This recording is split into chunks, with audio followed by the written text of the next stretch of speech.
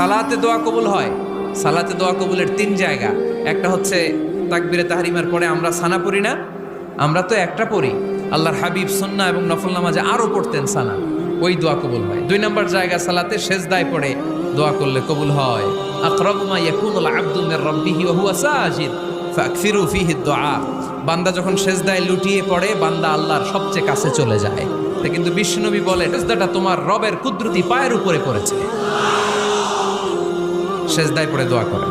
সালাম ফিরানোর আগে বিশ্বনবী দোয়া করতেন, লা ইউসাল্লিমান্না আহাদুকুম হাত্তা ইয়াতাআওয়াযা মিন আরবা'a।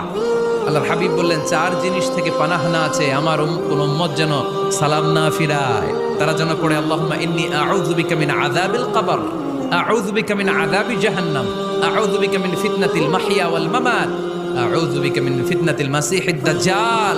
আল্লাহ কবরের আযাব থেকে বাঁচাও, আল্লাহ জাহান্নামের আগুন থেকে বাঁচাও, আল্লাহ জীবন